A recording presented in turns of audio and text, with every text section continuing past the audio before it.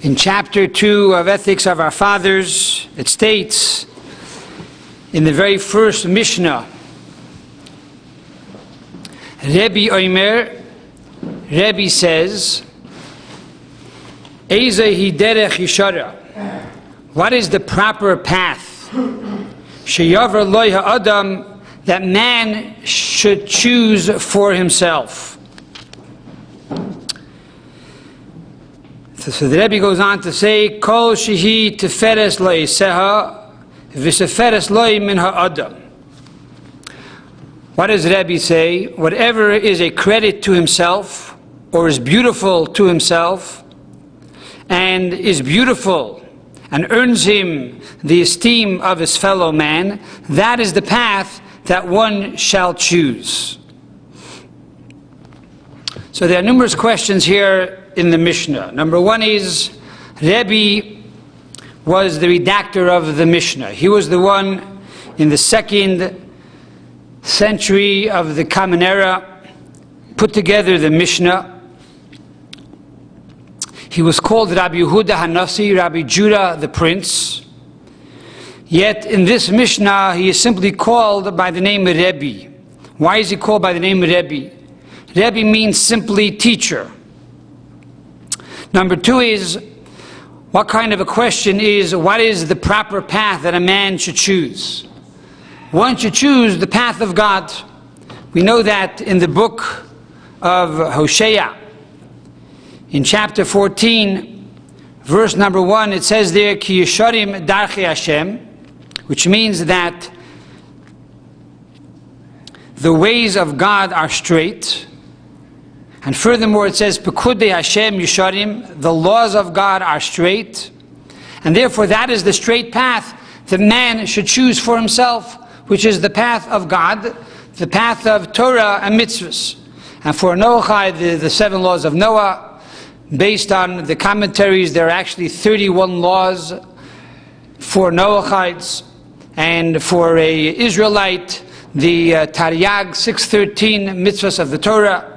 That is the straight path, or the proper path, that one should choose for himself. So why is this such a question that Rebbe is asking?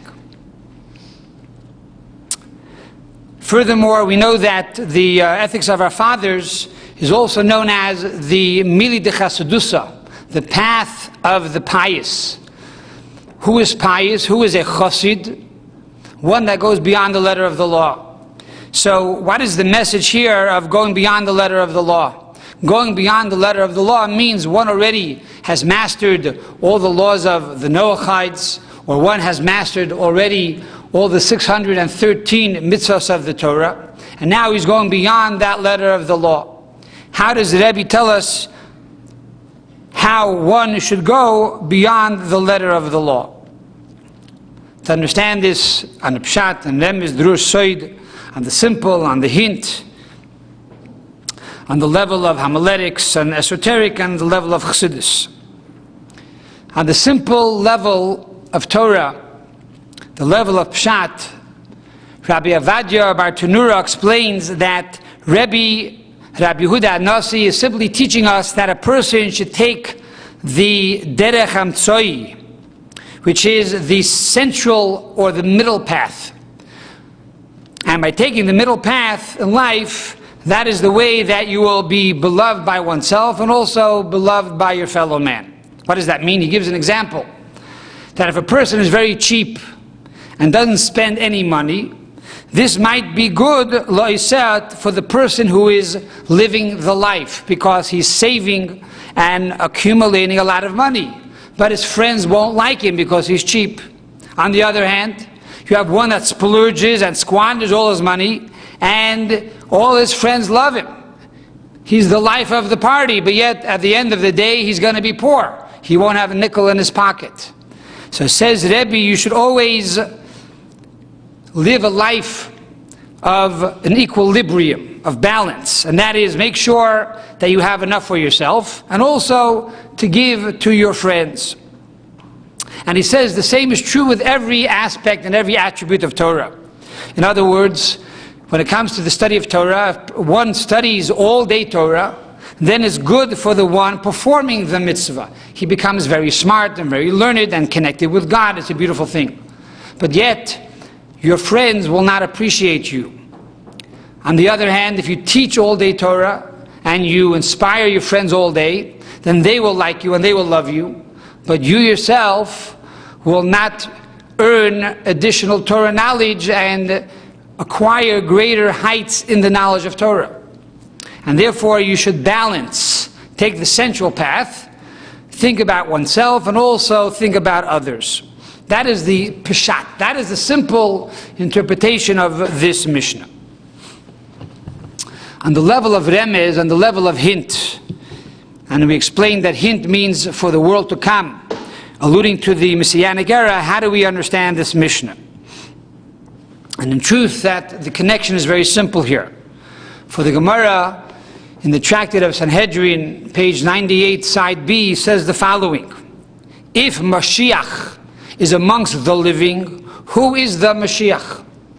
And the Gemara quotes and states emphatically that if Mashiach today would be alive, then surely it would be Rabbeinu HaKadosh, it would be the holy teacher, Rabbi Yehuda HaNasi. He would definitely be the one that would be the Mashiach. Why? The Gemara goes on to say, because the Sevel Tachaluim, because he is a person that suffers from pain and sickness, and furthermore, v'chasid gomor have. He was a complete chassid. He was a complete pious person. In other words, he was a person that finished his service to God. He completed his service to God. He was a complete chassid. He went even beyond the letter of the law. However, he lacked one level perhaps of imperfection. The end of his garments, the most external aspect of Rebbe, perhaps needed to be a bit more refined, and the only reason why it wasn't was because he was suffering from galus. Only because of exile was he unable to reach his ultimate purpose and ultimate height. And that's why he was suffering from galus. In other words, it was because of exile and the darkness of exile that he wasn't able to reach his true potential.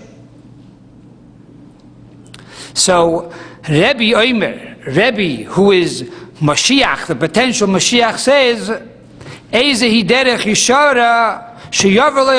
what is the easiest way and the correct way and the fastest way for us to bring about the coming of Mashiach? Ha'adam, the man, represents the Mashiach. Why is Ha'adam representing the Mashiach, the man? First of all, he is the man. He is it. But on a more Talmudic level, there are four levels or four synonyms or four names that are given to a person. The lowest is Enosh, and then there's Gever, and then there's Ish, and the highest quality person is called Adam. Adam represents one that is perfect in his intellect and one who is perfect in his emotions. He has both qualities. Furthermore, Adam is an acronym for Adam, David, and Mem, Moshiach. Because already when God created the world, in Adam was David, who was the father of the Mashiach and the ultimate savior, the Mashiach himself. And furthermore, Adam is an acronym that Aleph alludes to the first. Aleph is the first letter of the Aleph Beis, alluding to the first of the 10 attributes, which is Chachma, intellect. And Dalid stands for Dibur, which is speech. And Mem of Adam stands for Maaseh, which is action, alluding to a person who is perfect in his thought and his speech and his action. So this is the Mashiach. So what is the fastest way Adam to bring about the coming of Mashiach, says Rebbe, who he himself was the potential Mashiach of his generation? Whatever is beautiful, Teferes, to the one who does it, and who that is Teferes, that is beautiful, Lo min ha'adam. Teferes, beauty, is a hint for the study of Torah. Torah is called Teferes. Torah is called beautiful. First of all, Yaakov Avinu, Jacob, our forefather, alludes to the attribute of Teferes. He was also known for sitting in the tent of Torah day and night. And Teferes alludes to beauty, which is a combination of many colors, alluding to the positive and the negative commandments of the Torah, and the multiplicity of layers of interpretation of Torah. So says the Rebbe that the fastest way to bring about the coming of Mashiach is through the study of Torah, and primarily to learn the laws of Mashiach, as the Rambam talks about in his book of Code, in the chapters of Kings, chapters 11 and 12, and then many rabbis, like the Chafetz Chaim and the Barbanel and other great commentaries, wrote extensively on the coming of Mashiach. And then you have, of course, the writings of Kabbalah and Chassidus and the teachings of Likutei Sichos that talk about the qualities and the potential and also the way the world will look after Mashiach comes. So by studying these things, this is the fastest way to bring about the coming of Mashiach. And this is something which is good to the person himself and good to others, because the concept of Golus, exile is really a very high frequency of energy. It's so high that there's no way for the actual or average human being to tap into it. And that's why we say God sits amongst darkness. Yoshes choshech sisroi. He is sitting in darkness, alluding to an energy and a light that is beyond light. And the only way we can explain it is by calling it darkness. But really, it's a light that is so bright and a light that is so powerful that it's very difficult to tap into.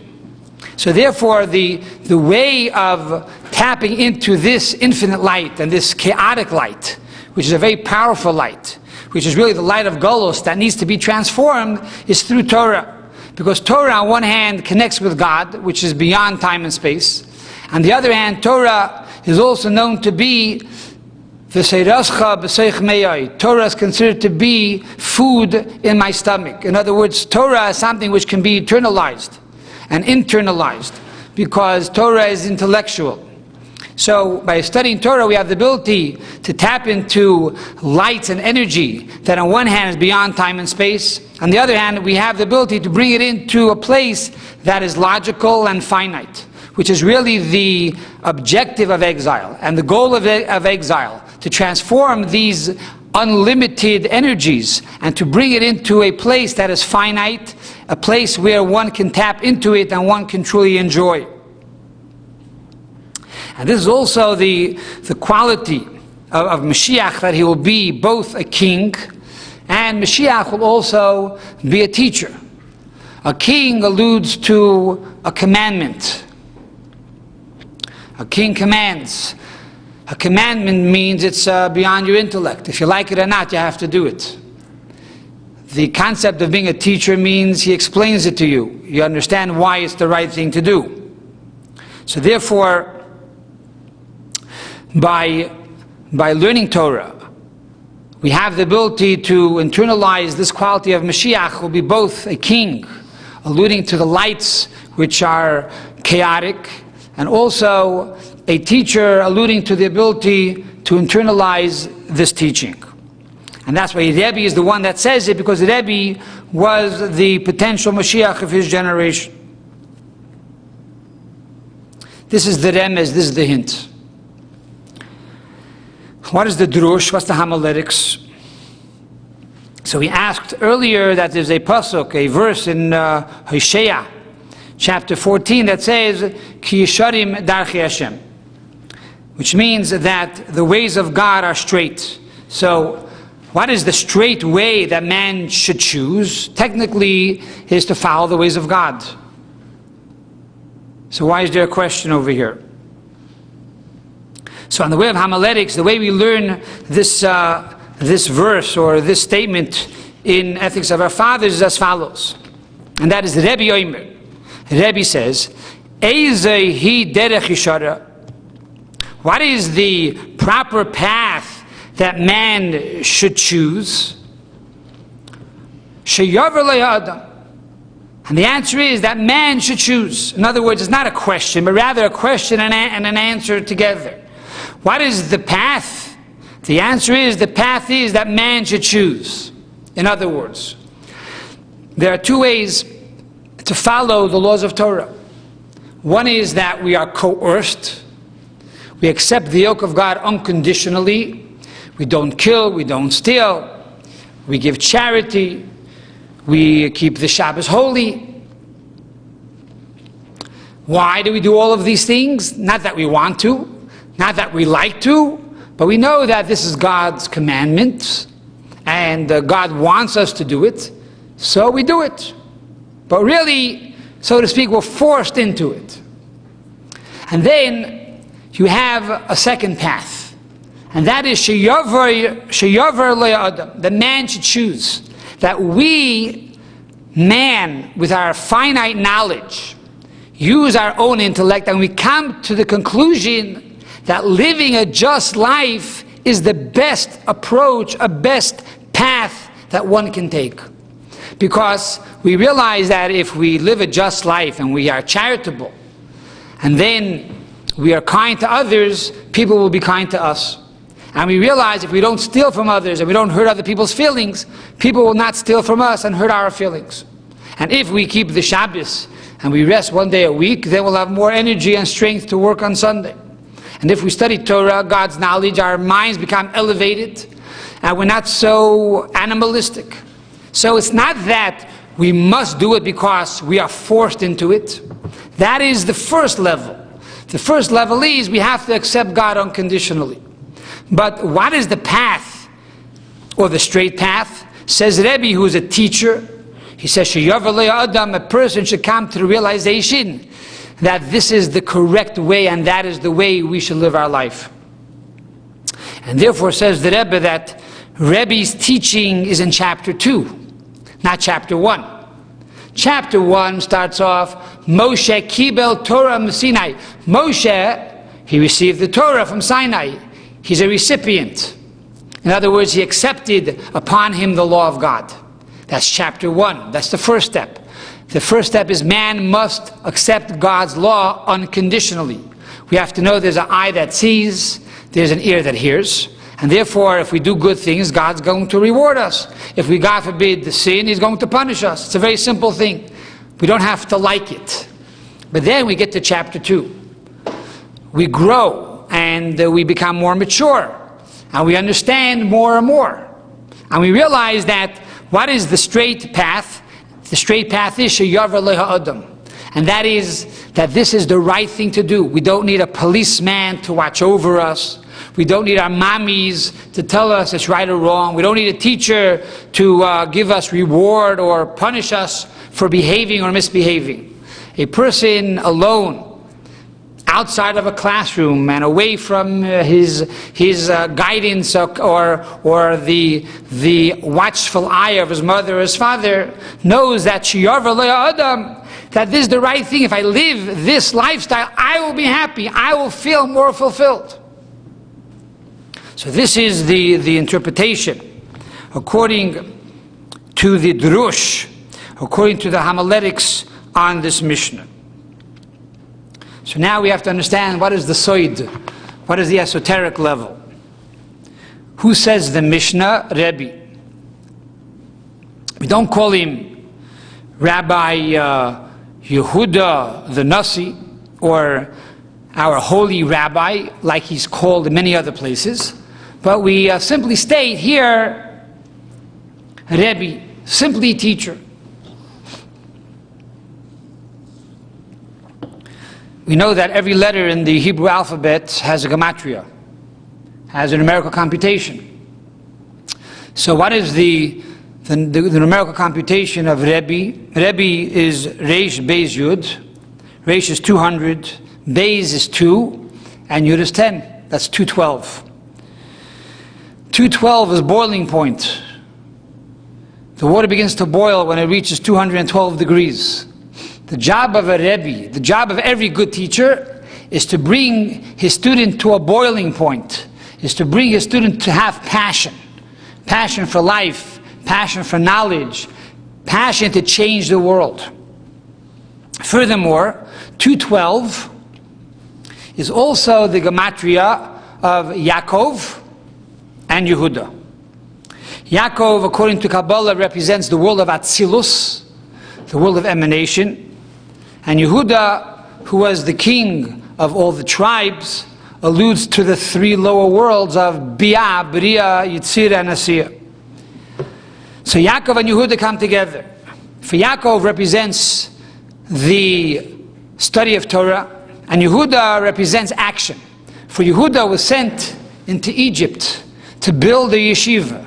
Before Yaakov came down with his children, he sent Judah to go and build a yeshiva in Egypt. And therefore Yaakov and Yehuda come together, and they equal 212. Yaakov is the knowledge of Torah, but Yehuda is the one that creates the vehicle and the vessel to study the Torah, by building the school to study Torah. And therefore together they equal 212, which is Rebbe. Another interesting point is that if you take the letters Reish, Beis, Yud, you spell out the word Kesher and Sheker. What does that mean? So, first of all, you have the letter Reish. Then the Beis can be swapped for a Shin, because one of the ways we read the Hebrew alphabet is called At-Bash. We supplement the Aleph for the Tuf, the first letter for the last letter, the second letter to the second to the last letter. So the Beis, which is the second letter, becomes a Shin. Furthermore, the Yud is 10. And Yud is 10 times 10 equals 100, which is the letter Kuf. So from Rebbe we have the word Keresh.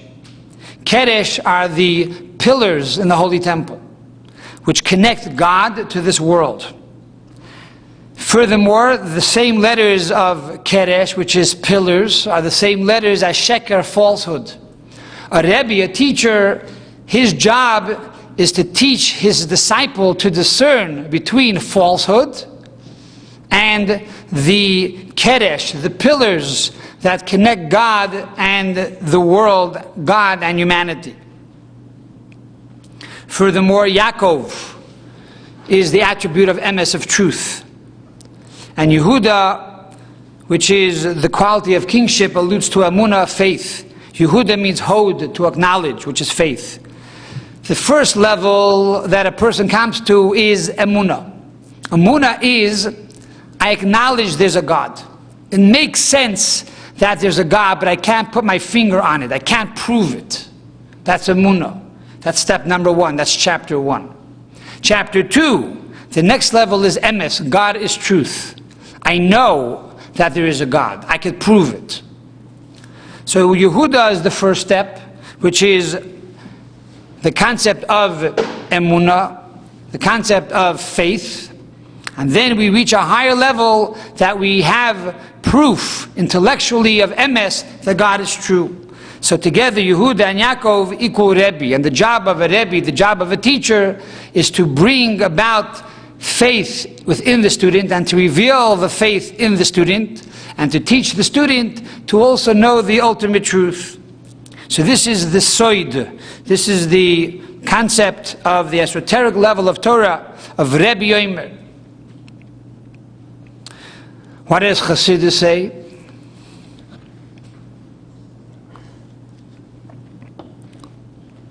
We know that there are basically 4 levels of the Torah, which allude to the 4 letters of God's name, the Yud and the He and the Vav and the He.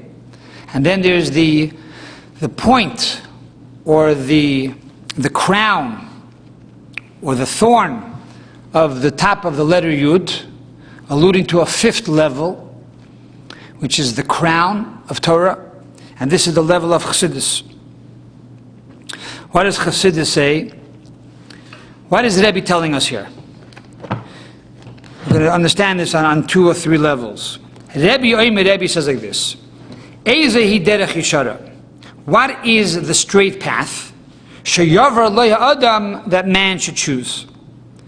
Kol shehi teferes la'iseha, that which is beautiful to the doer, and v'seferes lo min ha'adam, and that is beautiful by other people. What does that mean over here? What is Rebbe telling us? In Torah, there are 2 basic paths. There's a path that enhances the person doing it. There's the path that enhances the me, the I. And then there's the path that enhances the you, the I and the you.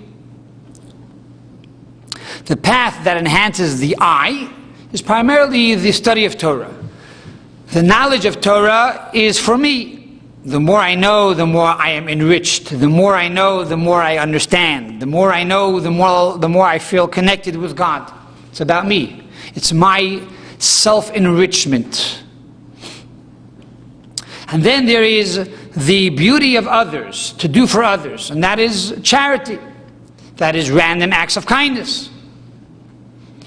Rebbe comes along and says that we have two paths, and they're both correct. And each person in his life does both of them. Every day we're supposed to study the Torah, and every day we're supposed to give charity and help others. But the question is, what is your raison d'être? What is your angle?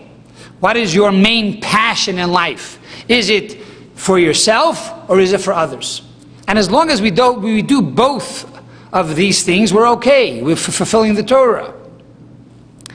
But what makes Rebbe unique is that Rebbe was Rabbi Yehuda HaNasi. He was the prince. A prince is a king. And his job is not only to enrich himself, because a king was responsible to walk around with a Sefer Torah all the time. He had to carry with him in his bosom a Torah scroll, because he had to be reminded that he must follow the laws of the Torah all the time. And always he was acquiring a higher level of spirituality.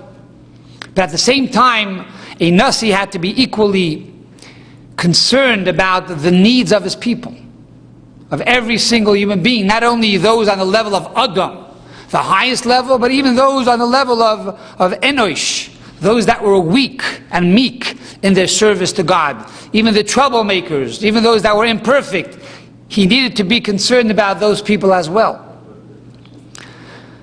And therefore, Rebbe says that you should know, even though they're both correct paths, to study the Torah and to give charity, but one should be perfect in both of them. And that is the struggle, and that is the challenge, and that is truly derech yeshara. That is truly the ultimate path that one should choose for himself. That one should strive to be perfect in both of these fields. And even though this is only true for a Nasi, a leader in Israel, Rebbe comes along and says everybody should be a Nasi. Everybody should be a leader. And by being a leader, it means to perfect oneself and perfect others. And this is the demand of Chassidus, to go beyond the letter of the law. Another approach is that we're not dealing here with the 613 commandments. We're not dealing here with the 7 Noachide laws. But rather, we're dealing here with things that are called rishus. Things that are permissible. What are permissible? It's permissible to sleep. It's permissible to eat. It's permissible to play tennis. It's permissible to work. These are things that we do. They are essentials. It's not necessarily Torah. It's not necessarily holy. It's not necessarily a mitzvah. Comes along Rebbe and says, go beyond the letter of the law. Even when it comes to these voluntary things, these everyday human things, these everyday essential things, do it in a way that not only is it good for you, but that other people also are inspired. When they see the way you eat, that you eat like a good person and a proper person, you're clean and you're honest, and you do business in a righteous way, and you're concerned not to hurt other people, even though legally perhaps you're allowed to do it. But you're concerned that you don't want to hurt another person in business. And other people see how you do that business, and they are inspired by your actions. Then you know you are living the life of a chassid. And that is the teaching of Rebbe. So we hope and pray that we follow the ways of Rebbe, and we too become Rebbe. We too become a teacher. For each one of us, not only is it required to study the Torah, but each one of us needs to be a light to inspire others. And we hope and pray that Rebbe, who is the Mashiach, should come along very soon and take us out of exile speedily in our days.